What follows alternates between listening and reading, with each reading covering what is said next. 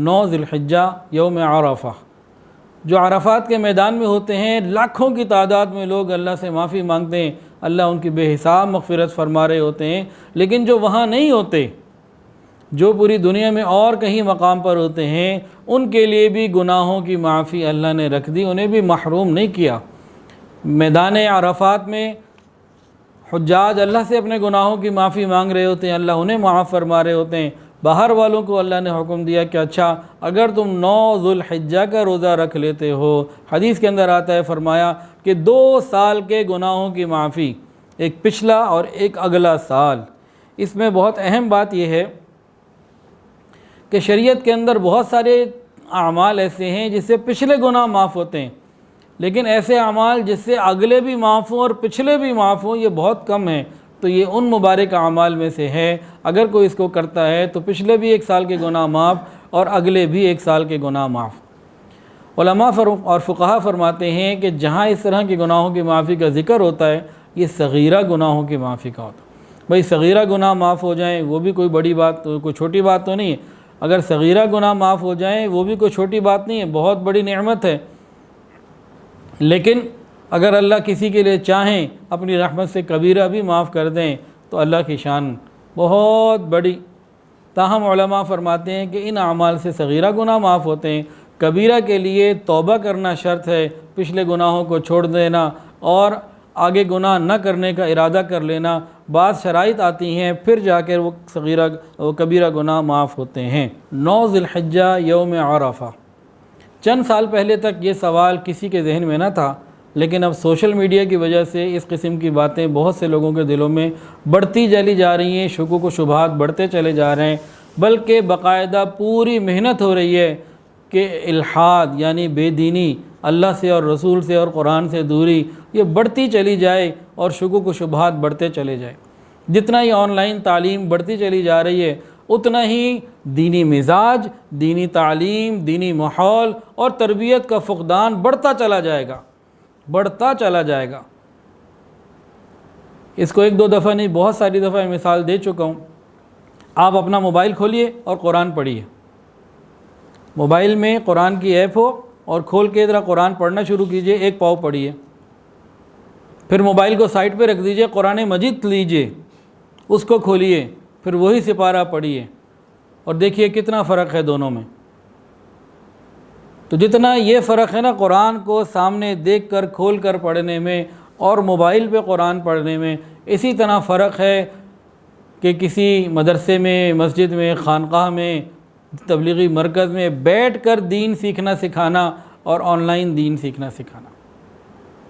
کبھی دونوں برابر ہو نہیں سکتے، اور جتنا ہم آن لائن پہ زیادہ جاتے جائیں گے شکوک و شبہات بھی بڑھیں گے، خطرات بھی بڑھیں گے کہ وہ لوگ جو آن لائن تعلیم سے دور تھے اب وہ بھی مجبور ہو کر آن لائن پر آ گئے۔ آن لائن میں کیا ہے، آپ چاہتے ہیں کسی نیک اللہ کے صحیح ولی کا بیان سنیں، ساتھ ہی ساتھ فتنے بھی بیچ میں آ رہے ہوتے ہیں۔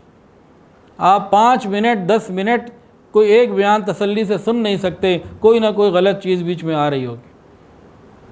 انسان ہے، کسی وقت بھی غلط چیز کو چیک کر لیا تو ٹریک بدل سکتا ہے۔ تو یہ بہت بڑے نقصانات ہیں، اللہ ہماری حفاظت فرمائے اور ہمیں صحیح سمجھ عطا فرمائے۔ تو بہرحال تو 9 ذو الحجہ کو ایک مسئلہ اور کھڑا ہو جاتا ہے آج کل کہ جی سعودی عرب کی 9 ذو الحجہ یا پاکستان کی 9 ذو الحجہ۔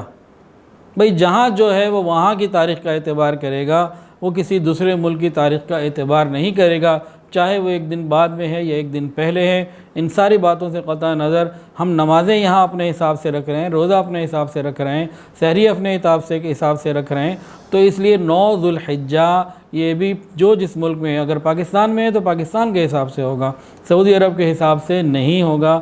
اس کے اوپر شکوک و شبہات کی ضرورت نہیں، آسان سی بات ہے۔ 9 ذو الحجہ سے ایک حکم اور بھی شروع ہوتے ہیں۔ ایک تو 9 ذو الحجہ کا روزہ، 2 سال کے گناہوں کی معافی، ہمت کر کے رکھ لینا چاہیے، بہت بڑی سعادت ہے اور بہت بڑی خیر ہے۔ قیامت کے دن یہی نفلی روزے ہمارے لیے کام آئیں گے اور ہمارے فرائض کی کوئی کمی کوتاہی ہوتی ہے ان کو پورا کرنے والے بنیں گے۔ اور نبی علیہ الصلوۃ والسلام یہ رکھتے تھے، صحابہ کرام یہ رکھتے تھے، تو ہمیں چاہیے کہ ہم اس کی فکر کریں۔ اچھا اب ہے 9 ذو الحجہ سے ایک اور عمل، وہ کیا ہے؟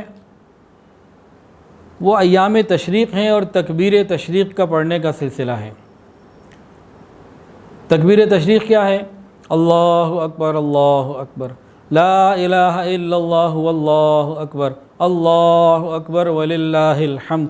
وہاں حجاج ہوتے ہیں لبیک اللہم لبیک لبیک لا شریک لک لبیک ان الحمد والنعمت لک والملک لا شریک لک، وہ تلبیہ پڑھ رہے ہوتے ہیں، اور باقی دنیا میں مسلمان اللہ اکبر لا الہ الا اللہ واللہ اکبر وللہ الحمد۔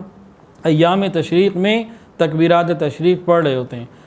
تکبیرات تشریق کا حکم یہ ہے کہ یہ ہر مسلمان مرد عورت کے اوپر واجب ہے۔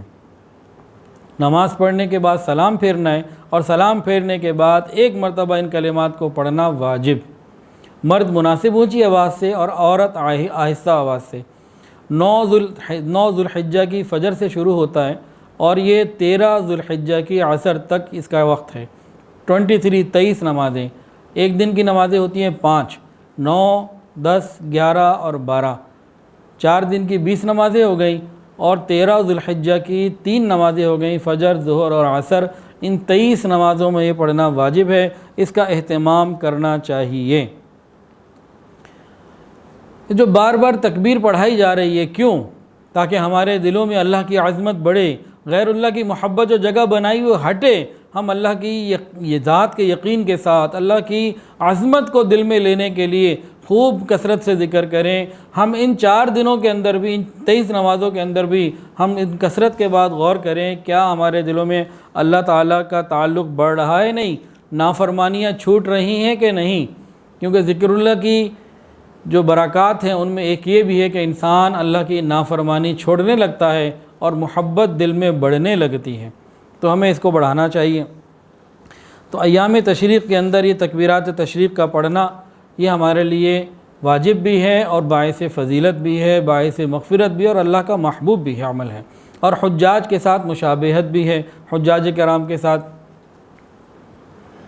اس کے بعد یہ 9 ذوالحجہ تک ہم پہنچیں، اس کے بعد جو رات آتی ہے وہ 9 کا دن گزار کے اور 10 کے دن سے پہلے، یعنی 10 ذوالحجہ کی جو رات، جسے ہم چاند رات کہتے ہیں، یہ رات بھی عبادت والی، دعاؤں والی ہے، بڑی قبولیت والی رات ہے۔ بلکہ عید الفطر کی رات ہو یا عید الاضحیٰ کی رات ہو، دونوں راتوں کے بارے میں رسول اللہ صلی اللہ علیہ وسلم نے ارشاد فرمایا کہ جس شخص نے عیدین کی راتوں میں اللہ کی رضا اور ثواب کے حصول کی خاطر عبادت کی، اللہ کے ساتھ تعلق جوڑا، قیام کیا ہے، نماز وغیرہ پڑھی، اس کا دل اس دن زندہ ہوگا جس دن لوگوں کے دل مردہ ہوں گے، یعنی قیامت کے دن۔ ان چاند راتوں میں، عید الاضحیٰ اور عید الفطر کی راتوں میں عبادت کرنے والے کے بارے میں فرمایا کہ اس کا دل اس دن زندہ ہوگا جس دن لوگوں کے دل مردہ ہوں گے۔ تو بہت بڑی سعادت ہے، تو اس میں ہم کچھ نفل کا اہتمام، دعا، استغفار، تلاوت قرآن، اس کی کوشش کریں۔ غور کیجئے، یہ رات تو ہے عبادت کے لیے، اللہ کے قرب کے لیے اور قیامت کے دن کی آسانی کے لیے۔ اللہ تو یہ دینا چاہتے ہوں، اس کے بالمقابل اگر ہم یہ رات بازاروں میں گزاریں، موسیقی میں، نامحرموں کے ساتھ، گناہوں میں، لہو لعب کے ساتھ، میوزک کے ساتھ، اور مختلف قسم کی خرافات اور مختلف قسم کی بے حیائیوں کے ساتھ، تو یہ زیادہ گناہ کا ذریعہ ہوگا، زیادہ پکڑ کا ذریعہ ہوگا۔ اللہ تعالی ہماری حفاظت فرمائے۔ ویڈیو کے نیچے سبسکرائب کے بٹن پہ کلک کریں، بیل کے آئیکن پہ کلک کیجئے تاکہ ہر نئی ویڈیو کی نوٹیفیکیشن آپ کو مل جائے۔